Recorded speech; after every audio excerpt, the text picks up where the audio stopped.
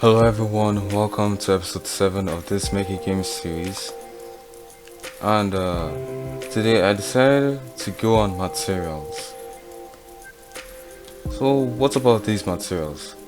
It's like a way I plan to use to colorize these things, because right now they're just basic.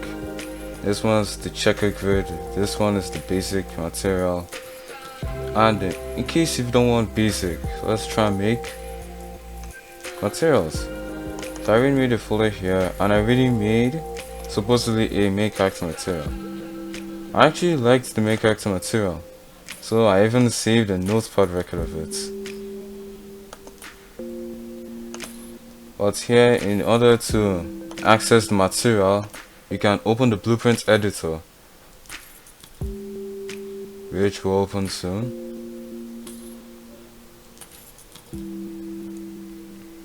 And here you can, of course, want the main character material. And oh, thank God I showed here.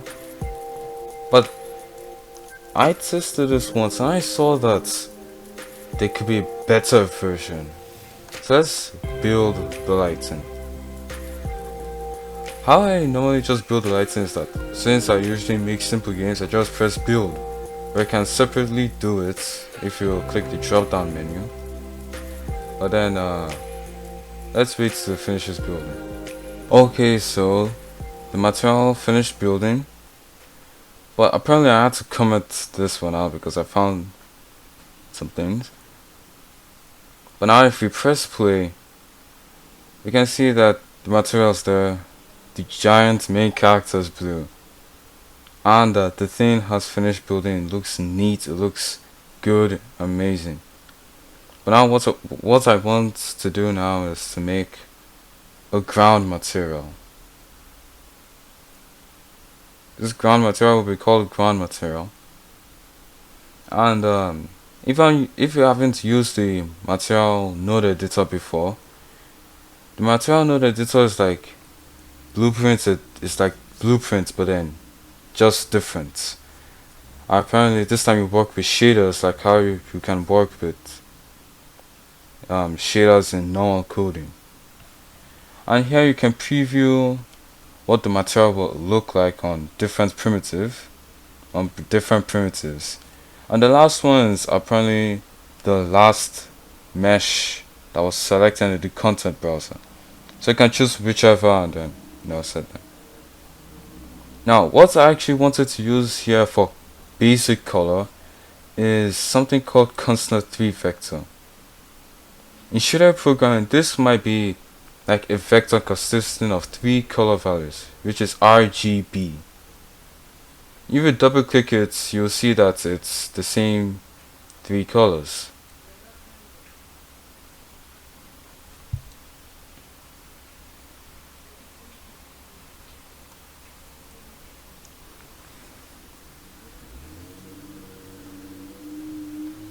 And here you can see the default color picker, RGB, HSV. And because I liked the ground material as black, I just left it as black.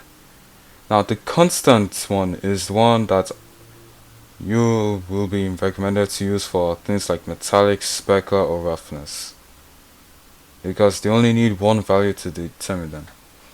Metallic is like, I think, 0 to 1, and then 0 is not metallic, 1 is metallic. Specular at default is 0.5, but then if you use Blender you should know what specular is. And the roughness, at 1 it's smooth, at 0 it's completely rough, so I just set as 0.5. And remember to press apply in case the changes you made to the material is not affecting the instances with the material, because it applies what you have done. And depending on the computer, the apply function may take long or short. Same with save if you haven't applied.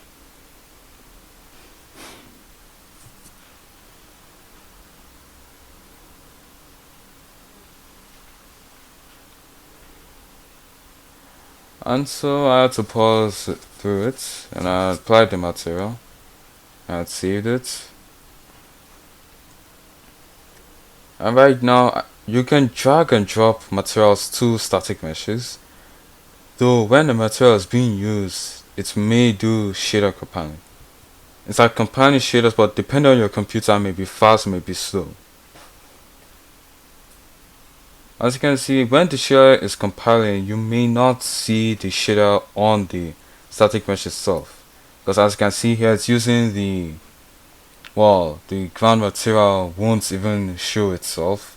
It will just put on the default world grid material texture and wait till it finishes compiling. But as you can see here, the ground material is there. But as you saw in the intro, there were a few different things.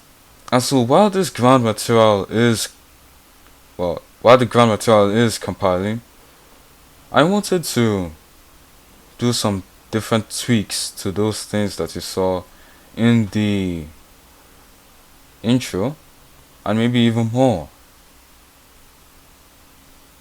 So I went to projectiles, and the aim for me going to projectiles is to make this stuff bounce when it touches the ground.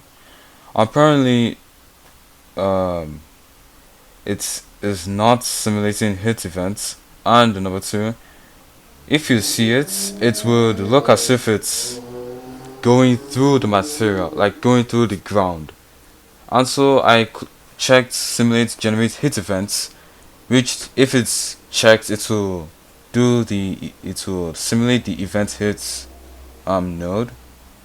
But I chose custom here because there's some certain things that I didn't want it to um block or hit with. For example, pawn and world dynamic things. I tried it before and it was really not so helpful, but even rather destructive. And so you may put it at custom in case this thing doesn't match, this thing matches and stuff.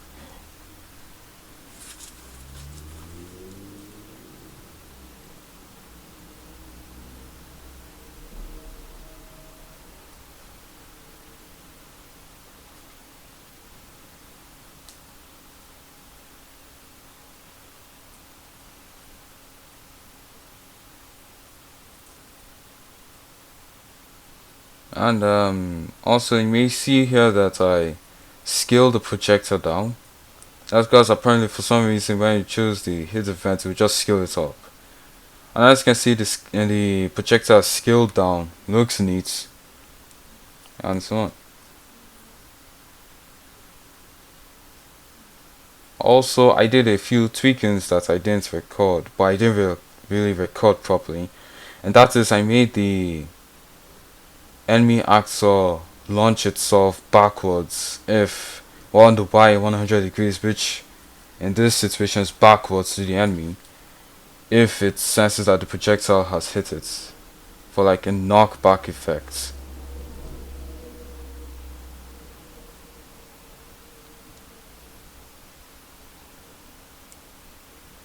And so right now I decided to go and make a material for the enemy while the stuff is still compiling. Because apparently for this laptop, shaders compiling can sometimes take long. So maybe on your laptop it may go fast, but on mine, you know. But never mind.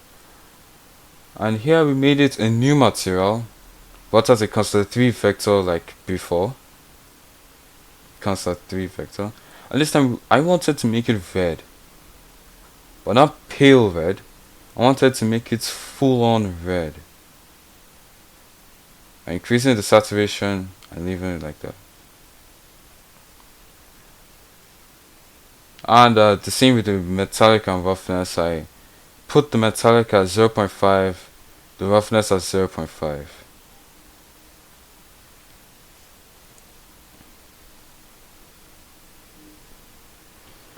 And you can also duplicate nodes. Well, the material blueprint still functions similar to a normal blueprint, just that may look different in some ways. Like for example, there are no execution pins in the material blueprints.